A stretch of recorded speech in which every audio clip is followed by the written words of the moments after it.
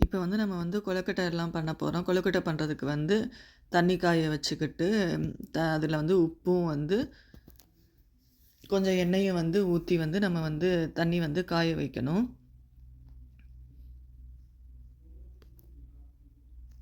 தண்ணி வந்து நல்லா காஞ்சதுக்கப்புறமா வந்து நம்ம மாவு பிசைய ஆரம்பிக்கணும். நான் இப்போ வந்து தேவையான அளவு வந்து மாவு எடுத்துக்கிறேன். நான் வந்து கடையில் வாங்கின அரிசி மாவு, வறுத்த அரிசி மாவு தான் நான் வந்து யூஸ் பண்ணுறேன். தண்ணி நல்லா கொதிச்சிருச்சு. தண்ணி நல்லா கொதிச்சதுக்கப்புறமா நம்ம இந்த மாவில் ஊற்றி கிண்டி இந்த மாதிரி பிசைஞ்சு வச்சுக்கிறணும். நான் வந்து இந்த ஒரே விதமான மாவு வச்சு உங்களுக்கு 3 விதமான 4 விதமான கொழுக்கட்டை நான் வந்து செஞ்சு காமிக்க போகிறேன். வாங்க பார்க்கலாம். ஃபஸ்ட்டு வந்து என்ன பண்ண போகிறேன்னா, அந்த பிசைஞ்சு வச்ச மாவை வந்து கொஞ்சம் எடுத்துக்கிட்டு அதில் வந்து கொஞ்சம் எண்ணெய், கடுகு, கருவேப்பிலை, காஞ்ச மிளகாய் எல்லாம் போட்டு தேங்காயும் போட்டு நல்லா வந்து உப்பும் போட்டு நல்லா பிசைஞ்சு நம்ம வந்து உருண்டை வந்து பிடிச்சிக்கிறணும். இதுக்கு பேர் வந்து கார கொழுக்கட்டைன்னு சொல்லுவாங்க.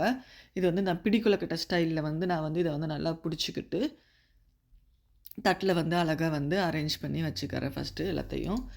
இது வந்து டேஸ்ட் வந்து டிஃப்ரெண்ட்டாக இருக்கும். நம்ம எல்லாமே இனிப்பு கொழுக்கட்டையோடு சேர்த்து ஒரு கார கொழுக்கட்டையும் பண்ணும்போது வந்து நல்லாயிருக்கும். ஒரே இனிப்பாக சாப்பிடாமல் கொஞ்சம் டிஃப்ரெண்ட் டேஸ்ட்டில் வந்து இருக்கும். நான் வந்து இன்றைக்கி 4 விதமான கொழுக்கட்டையும் மறுபடியும் சுண்டல் வச்சு வந்து நான் வந்து சாமி கும்பிட போகிறேன். இப்போ வந்து நான் என்ன பண்ண போகிறேன்னா, இது வந்து ரைஸ் குக்கர். நான் ரைஸ் குக்கரில் வந்து இதை அவிச்சிக்கிறேன். திருப்பி அந்த கொழுக்கட்டை ரெடி ஆனதுக்கப்புறமா நான் அடுத்து வந்து ஒரு ஸ்வீட் கொழுக்கட்டை பண்ண போகிறேன். இது வந்து கொஞ்சம் டிஃப்ரெண்ட்டாக இருக்கும். நம்ம எப்பயுமே தேங்காய், வெல்லம் வச்சு பண்ணுறதை காட்டிலும் இது வந்து கொஞ்சம் டிஃப்ரெண்ட்டான நட்ஸு கொழுக்கட்டை. நட்ஸு வச்சு பண்ணுற கொழுக்கட்டை. இதுக்குள்ளே இருக்கிற பூரணம் எல்லாமே வந்து நம்ம நட்ஸு தான். நான் என்னென்ன போட்டு அந்த பூரணம் பண்ணேன்னா, பாதாம், முந்திரி, அப்புறம் வந்து பிஸ்தா, அப்புறம் எள்ளு இதெல்லாம் போட்டு நல்லா மிக்சியில் போட்டு அடிச்சுட்டு அது கூட வந்து கொஞ்சம் தேங்காய் துருவலும் வெல்லமும் போட்டு மிக்ஸ் பண்ணி அதை வந்து இந்த கொழுக்கட்டைக்குள்ளே வச்சு வந்து நான் வந்து பண்ணுறேன். இது வந்து நான் வந்து ஒரு கொழுக்கட்டை அச்சு வச்சு பண்ணுறேன். இந்த அச்சு வந்து அந்த தேங்காய் சைஸில் இருக்கும். இது வந்து நல்லாயிருக்கும். அச்சு எப்பயுமே யூஸ் பண்ணுறதுக்கு முன்னாடி வந்து எண்ணெய் தடவிட்டு தான் யூஸ் பண்ணணும். அப்போ தான் நல்லா வரும். இதை நம்ம வந்து அழகாக எடுத்து இதே மாதிரி எல்லா கொழுக்கட்டையும் வந்து பண்ணி இதையும் நம்ம வந்து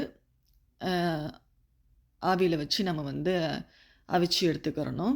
இது வந்து நம்மளுடைய 2வது கொழுக்கட்டையும் இப்போ வந்து ரெடி ஆயிடுச்சு.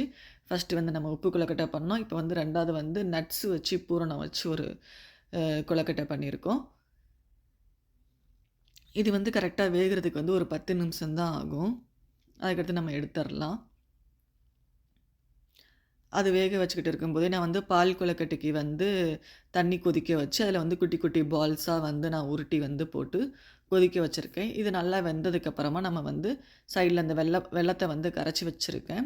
அதை நல்லா ஊற்றி கொஞ்சம் ஏலக்காவும் போட்டு தேங்காய் துருவல் கடைசியாக போட்டு நம்ம வந்து கிண்டி ஆஃப் பண்ணிடலாம். இப்போ வந்து நம்மளுடைய 3வது கொழுக்கட்டை பால் கொழுக்கட்டையும் வந்து ரெடி ஆயிடுச்சு. நான் ஒரே டயத்தில் தான் வந்து எல்லா கொழுக்கட்டையும் வந்து டக்குன்னு பண்ணேன். இந்த மாதிரி நீங்கள் ஒரே மாவில் வந்து பண்ணுறது வந்து உங்களுக்கு ரொம்ப ஈஸி பண்ணி வச்சுக்கிட்டு.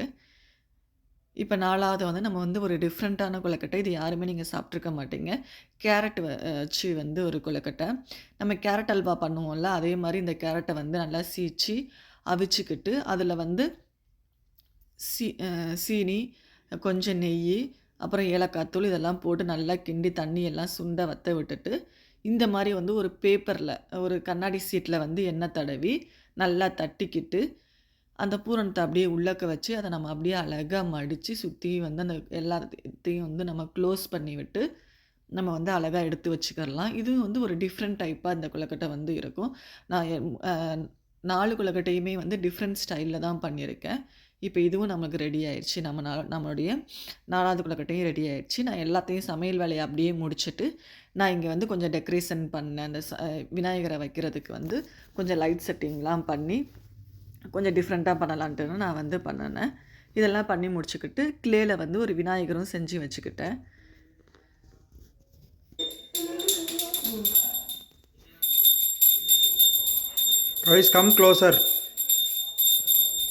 கம் க்ளோசர் வந்து சாமி கும்பிட்றோம்.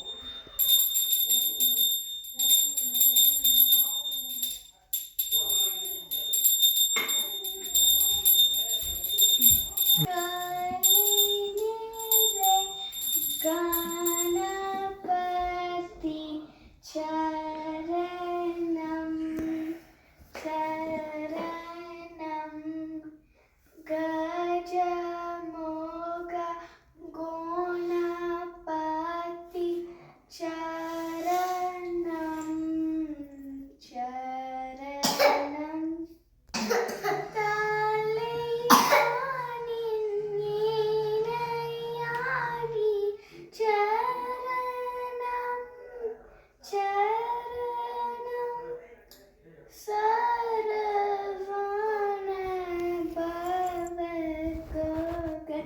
சரணம் சரணம். Thank you for watching இன்னைக்கு வீடியோ. மறந்துடாம சப்ஸ்கிரைபும் லைக்கும் போட்டுங்க. Bye. Fruits, Mama. Let me eat the fruits now.